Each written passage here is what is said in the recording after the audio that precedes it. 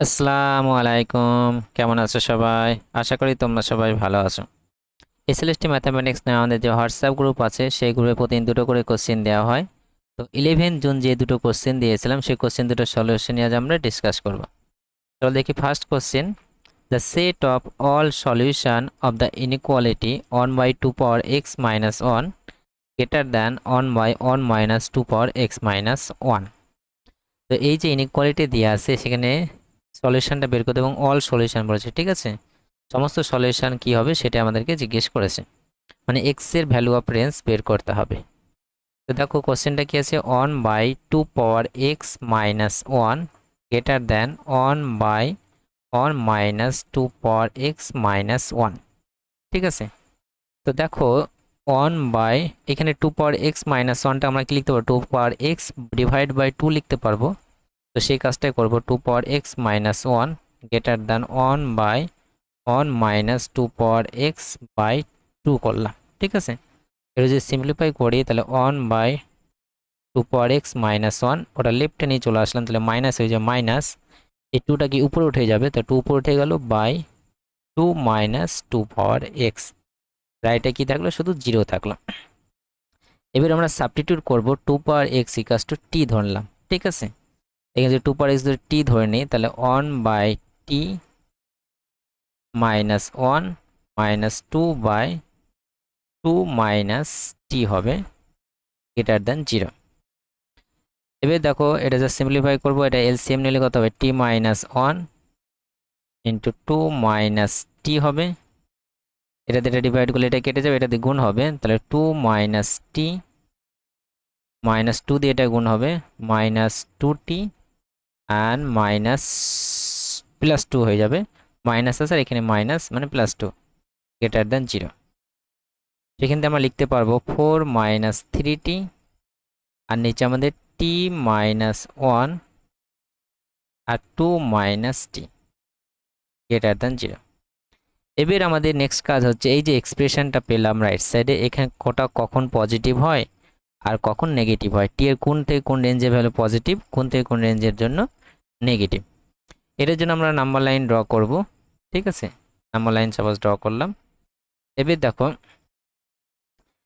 এখানে যে টার্নিং পয়েন্টগুলো আছে সেগুলো প্রথমে মার্ক করব। এখানে টি কাস টু যদি 1 বসাও তাহলে এটা পার্টটা 0 হচ্ছে, তাহলে 1টা মার্ক করব আমরা। এখানে ধরো 1 আসলো, এখানে টি এর ভ্যালু যদি 2 হয় তাহলে 0 আসে, মানে 2টা মার্ক করব আমরা এখানে, ঠিক আছে।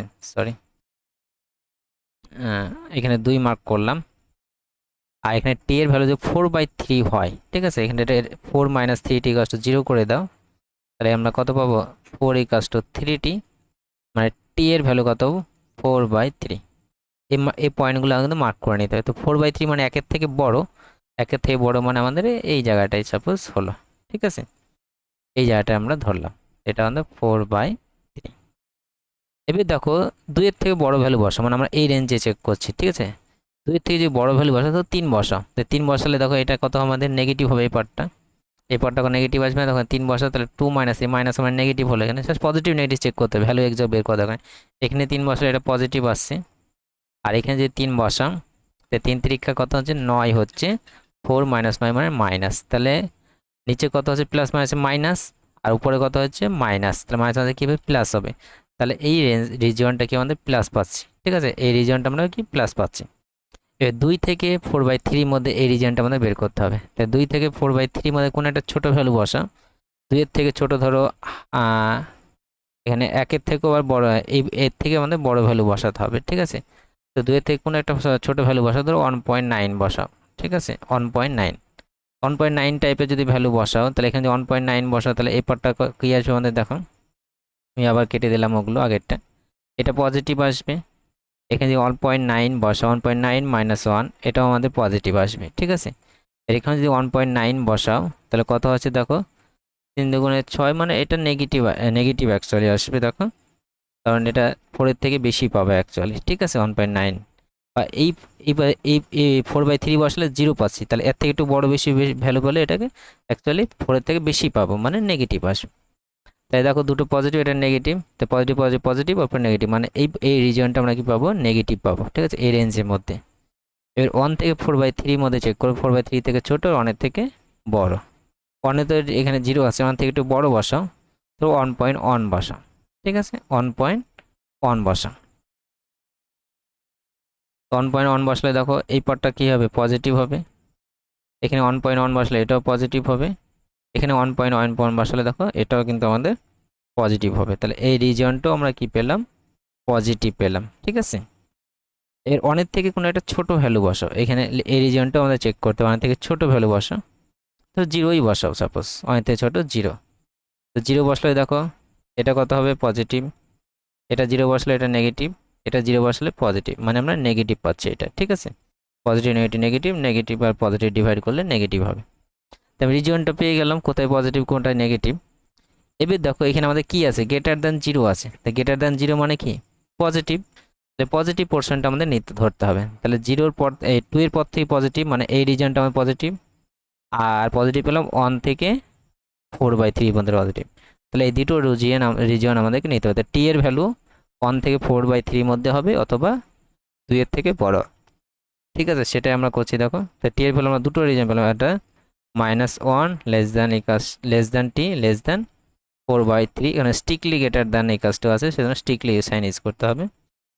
এর টি এর ভ্যালু কত, অ্যাকচুয়ালি টি এর ভ্যালু আমাদের 2 পাওয়ার এক্স লেস দ্যান 4/3।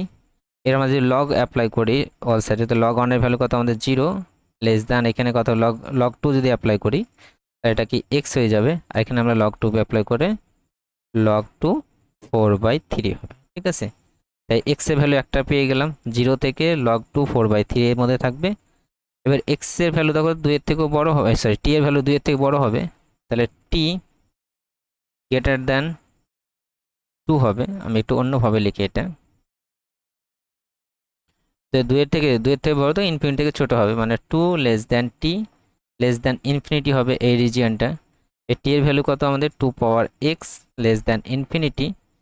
এবার যদি দেখো এক্স এর এই রেঞ্জে কোন রেঞ্জের জন্য এটা হবে, দেখো এক্স এর ভ্যালু যদি 1 বসাও তাহলে 2 আসবে, ঠিক আছে। এই অনেক থেকে যত বড় ভ্যালু বসাও দেখো 2 এর থেকে অ্যাকচুয়ালি বড় পাবো, ঠিক আছে। তাই এখান থেকে আমরা বলতে পারবো এক্স এর ভ্যালুটা 1 less than equals to x less than infinity, ঠিক আছে। অনেক থেকে কিন্তু ছোট বসালে কিন্তু এক্স এর ভ্যালু ছোট বসালে কিন্তু 2 এর থেকে বড় হবে না কিন্তু, ঠিক আছে। ধরো 2 পাওয়ার অনেক থেকে ছোট 0 বসাও, তাহলে কত 1 আসবে, কিন্তু অ্যাকচুয়ালি কি 2 এর থেকে বড় হতে হবে 2 পাওয়ার এক্সটা। তাই 2 এর থেকে বড় যদি হয় 2 পাওয়ার এক্স, তাহলে অবশ্যই এক্স এর ভ্যালু 1 এর থেকে বড় হতে হবে, ঠিক আছে। তাহলে আমরা দুটো রিজিয়ন পেলাম, এ একটা, ঠিক আছে, দুটো ইন্টারভাল। তো সেটার কম্বাইন হবে আমাদের সলিউশন, মানে সি অপশনটা কারেক্ট হবে। দেখো 0 to log 2 4/3 union of 1 to infinity, ঠিক আছে। আশা করি তোমরা বুঝতে পেরেছো।